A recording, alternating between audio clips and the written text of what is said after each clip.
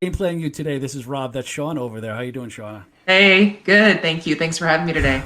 Well, it's always weird because you always have when you have a conversation before, then you jump on, you act like this is the first time we're talking, and then we just had a conversation, right?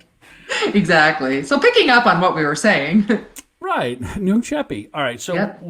I have a lot to talk about right now because I want to do a proper introduction, right? Like a proper English breakfast. I want to do a proper introduction. Okay. My British husband will So be happy. exactly, that's why I throw it in there. Everything's a There you go. segue. So the one you just have an incredible career because Oh, a thank lot you. of us who came through the industry that yes we bounced in and out of agency work and league work and teamwork. There's this whole underlying group of people that were the backbone in the spot. They're the ones who are the do all the heavy lifting. And they're the ones that make the Brents look good and right and make the Roger Goodells look good and make the so you're one of those people. You're one of those people in this Thank you. industry, especially in the activation event side of it, brand activation. You're right up there. And Thank you. so for those that don't know who you are, I'm going to talk about you for a little bit. So just, Okay. have a sip of Okay. tea. Okay. So I love this. Wine. So you're a wine. Oh, look at that little happy juice. Kidding. It's water. It's water. I'm kidding. So hybrid marketer. I just love that because there's so many pieces of this that you do, from brands to properties to agency to integrated marketing platforms.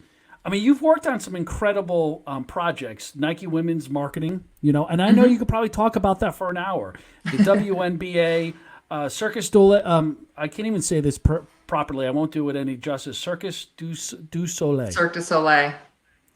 So I messed it up, but there was a big portion of that was down in Mexico as well, wasn't it?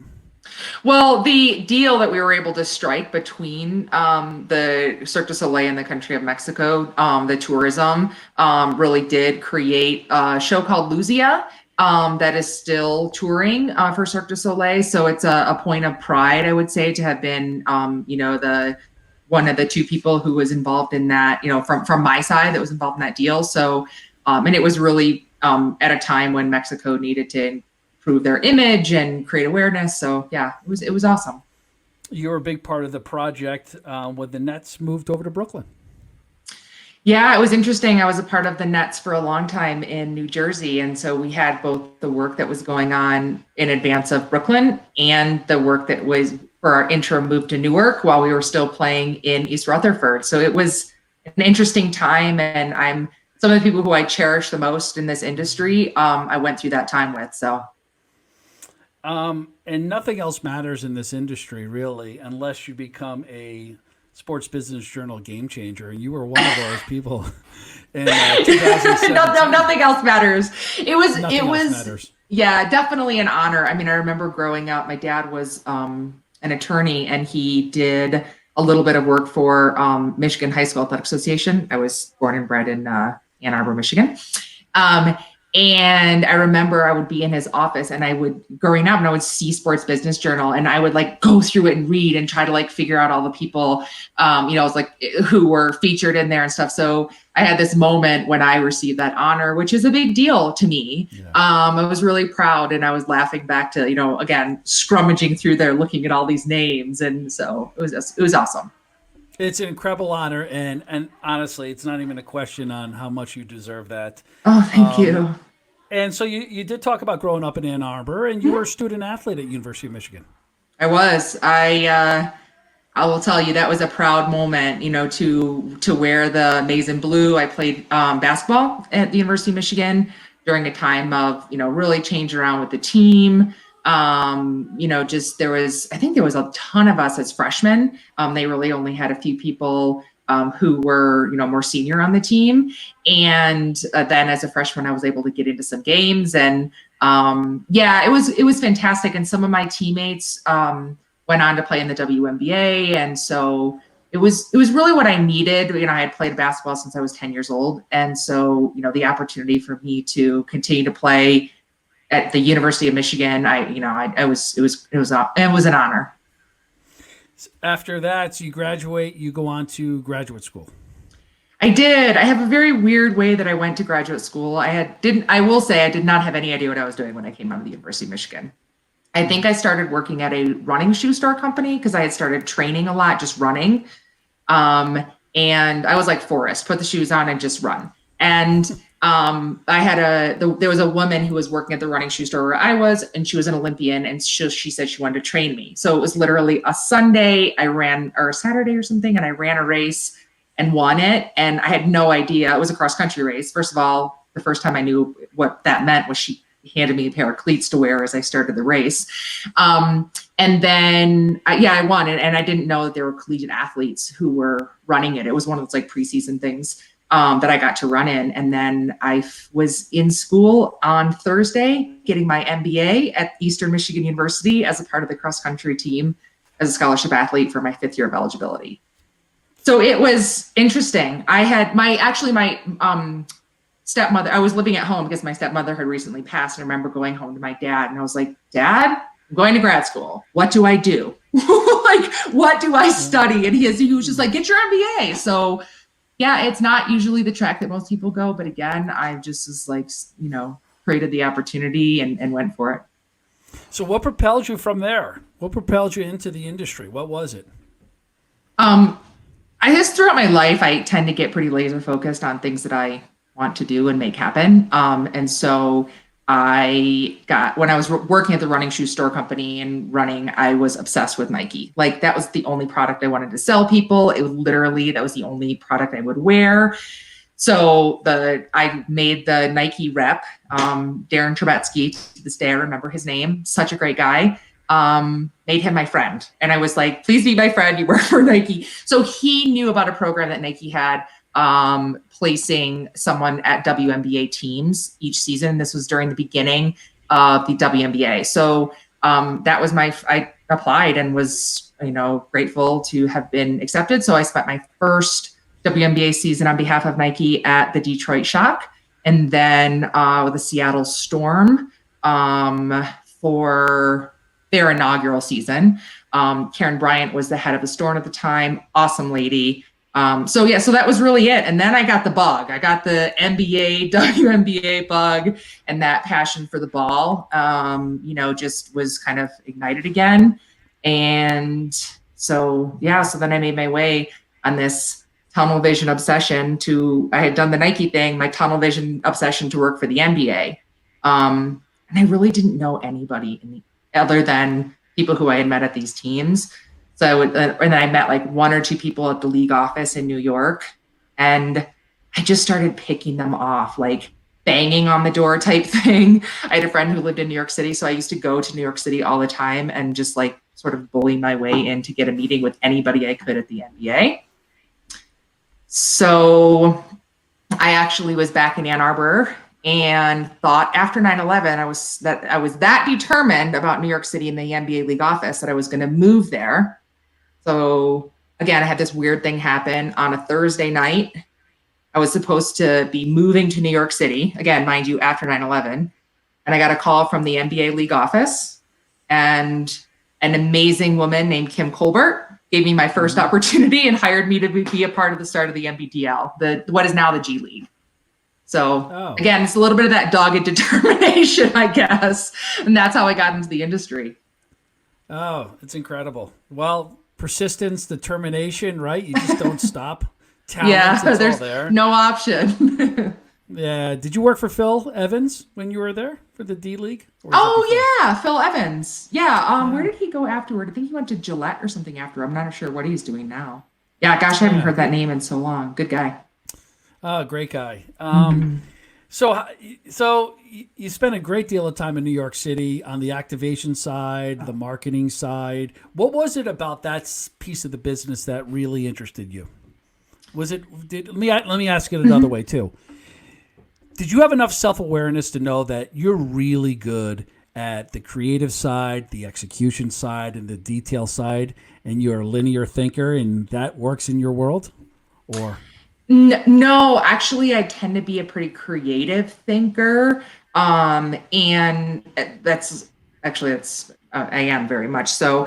But It was honestly less about, I want to go be a part of an integrated marketing agency that's doing this experiential activations, because I actually was always on the marketing side or on the partnership side of things. I was marketing the sale of a ticket and the, driving tune in, those type of things. But it was less about the experiential side and more about really having a desire to grow myself to be a more well-rounded integrated marketer, hybrid marketer, so that I can be the best I can, as a contributor to a business, going forward. So it was a bit tangential, sports, live events. I knew you've got your game operations, that kind of stuff. And so I found some similar territory, I guess, on the agency side. And so, really, when I went to that agency, they really didn't have the more robust marketing services areas. They were amazing at the production and stuff. So came at a good time where I was able to leverage the various, things I brought to the table to be able to create the departments and really grow the integrated marketing and brand partnerships divisions and practices of the agency. So again, less about the events themselves and more about the opportunity and, the marketing services. And the creative side, putting together. Yeah, and the creative side. That's the part that I have so much fun with. My staff used to try to get spitball conversations with me. It was like on the hot seat type thing. No, I love that part. You've been working from home for a while though, haven't you? I have.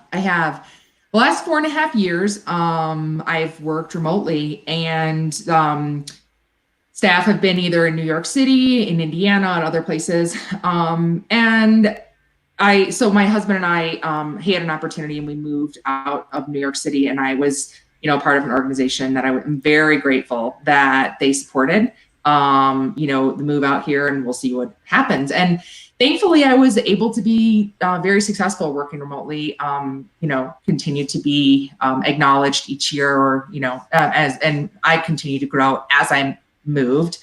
And opportunities for me within the company continue to come. And so again, I'm very grateful for all of that. And it's really interesting because remote working is what other people's new norm is. And so that's not new for me.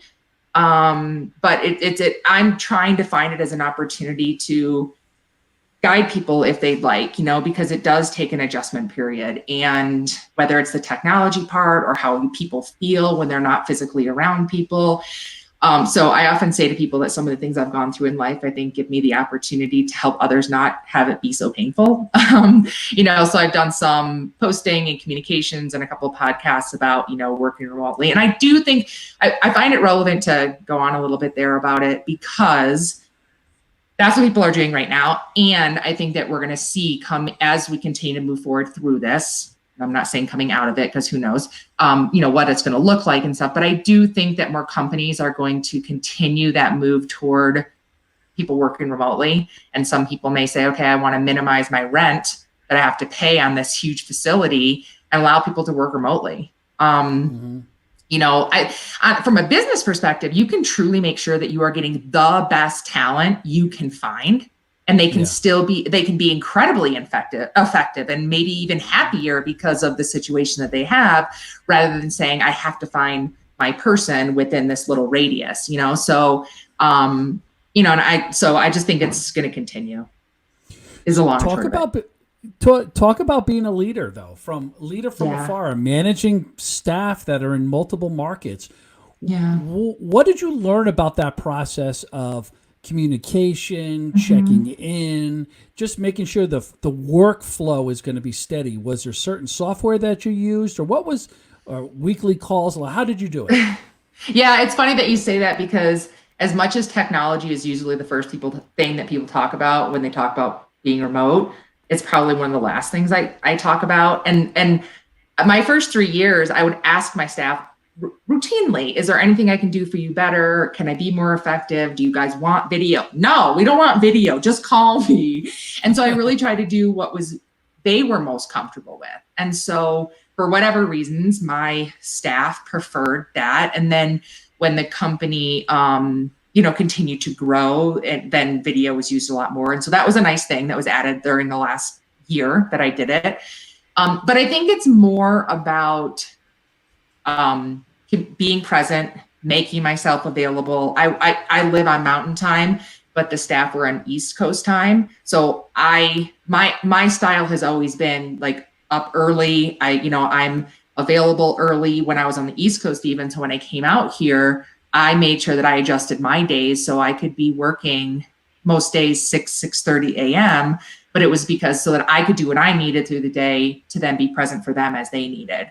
So I think my mindset is really putting like, what do your staff need to be as successful as possible? And then I would a bit of shape my existence to help fuel that. So that's a huge one. I think my style also is to be very transparent, sometimes overly transparent, but that way I think they always know what to expect. And so I think making sure to stick to those principles was critical.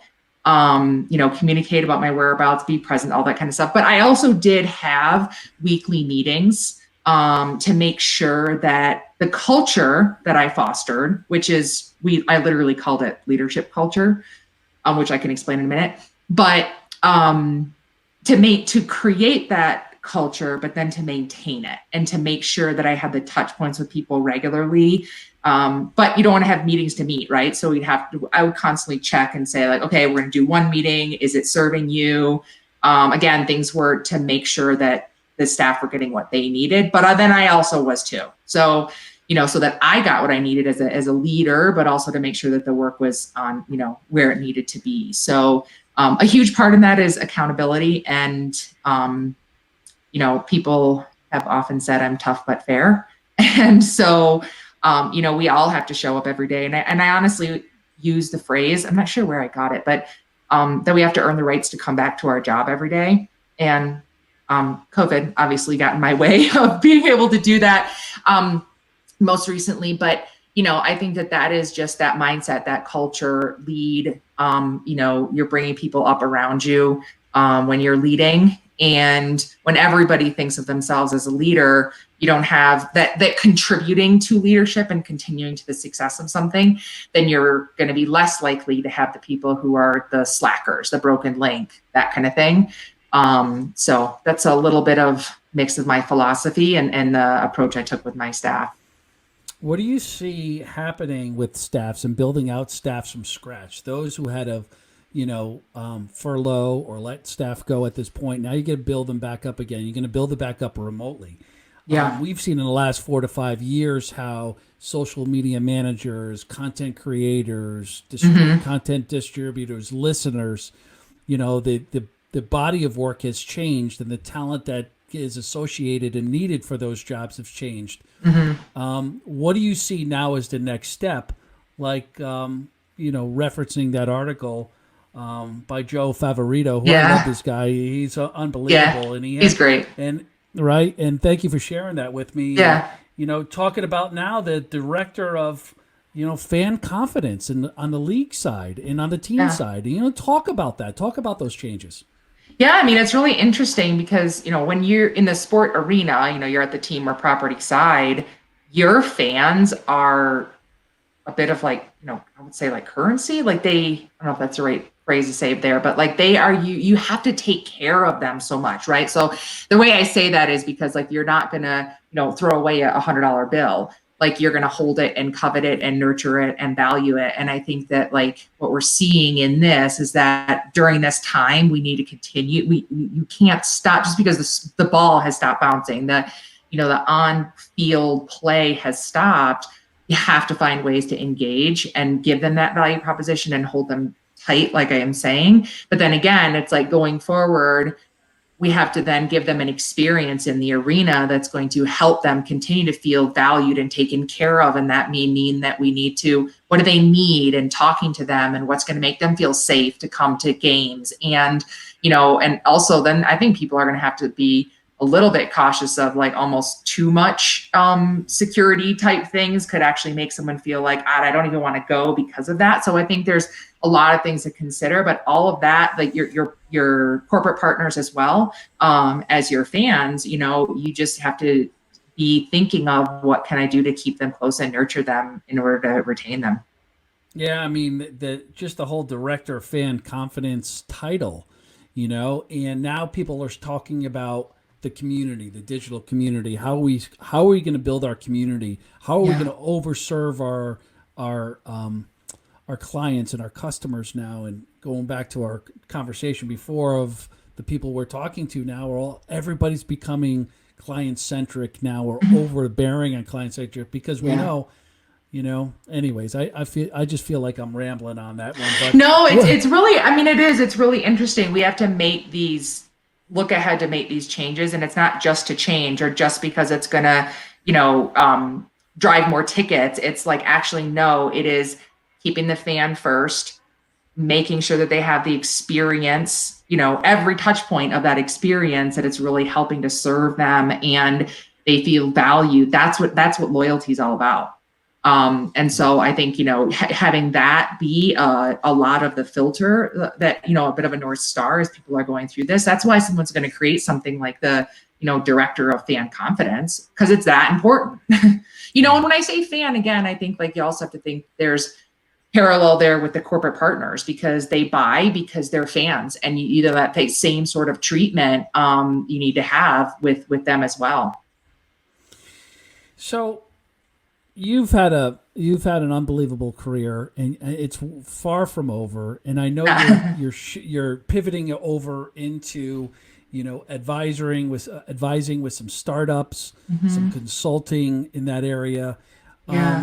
What's next for you now that you get a chance to kind of sit back and recalibrate a little bit, and think about your career and really kind of do a deep dive on you? What are you thinking? Where is your head right now?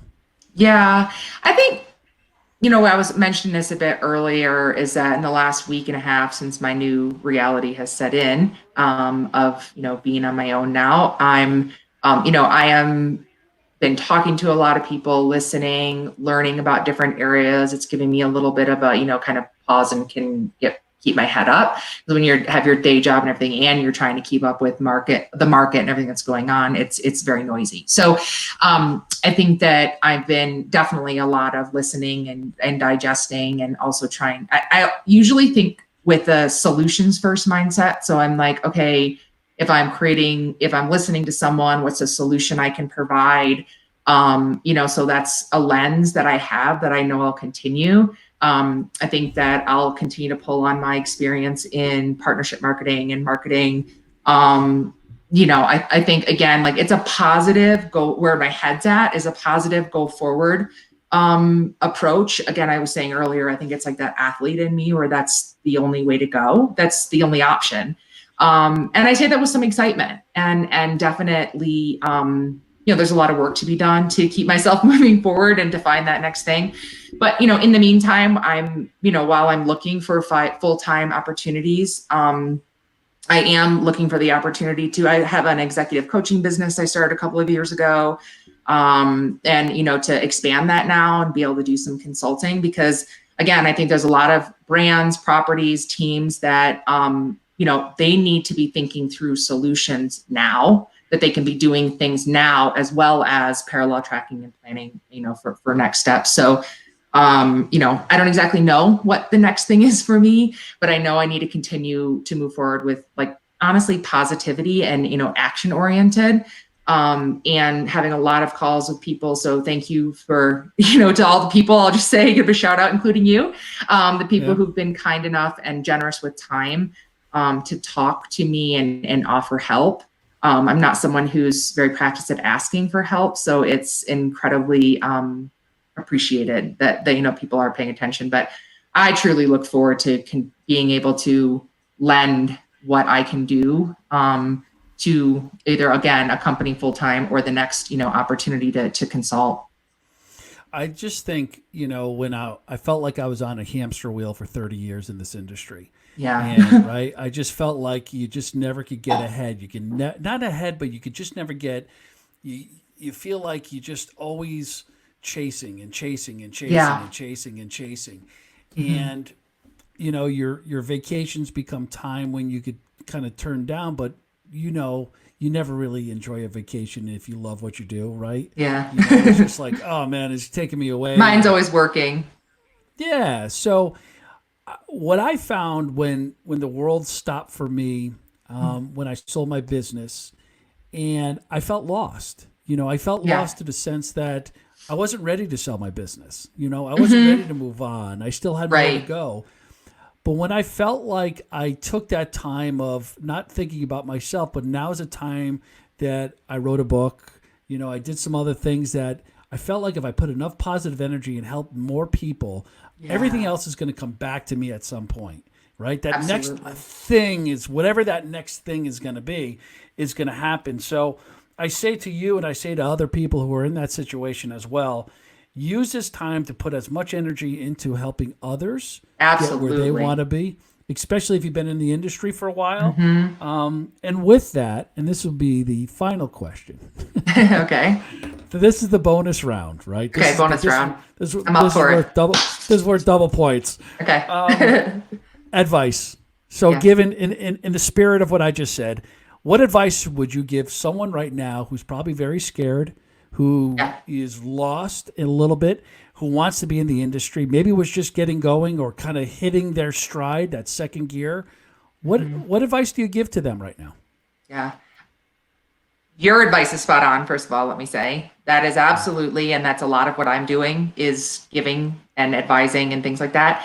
My advice, one is to be kind to yourself. And I say this is a mirror in front of me as I'm saying this out loud, is be kind to yourself in the process because it's a transition or it feels scary. And I think that I will pass along a lesson that was taught to me. My first, an incredible woman, Felicia Hall Allen, taught me in Nike after my first WNBA season. She said, "Girl, you better learn to be adaptable." And so that is my biggest thing is like, as you move forward, as I move forward, is to dial up adaptability, be flexible, be creative, dare to imagine something could come to life in a different way. And those are things that I tell myself all the time and I have told myself through my career, and my staff, that's messaging I have passed along to them. And it's something that, I share and that I'm going through it again myself. So it's, really be as adaptable as you can. Just words of wisdom from a rock star and a former Sports Business Journal game changer. So Shauna, thank you so much for spending time with me. As always, it's been a pleasure. How do people get a hold of you? People can get a hold of me. The lighter side of me is Shauna Rides Bikes on Instagram. Yeah. Simple email, Shauna at slgimpact.com. Shauna is Shauna. I am on LinkedIn. It's actually listed as Shauna Sikorsky Griffiths because many people in the industry knew me as Sikorsky. It's really new for me and I don't yet have a website, but that may be coming at some point as well. So we shall see, but I thank you so much for your friendship, for, the honor to be on here today. So to you, Game Plan You, I thank you, and look forward to continue our conversations. Thanks everyone. Yay, Shauna. Thanks everyone. That's Shauna over there. Of course, I'm Rob. See everybody. Take care. Be safe. Thank you. Go everybody wash their hands. Yeah, seriously.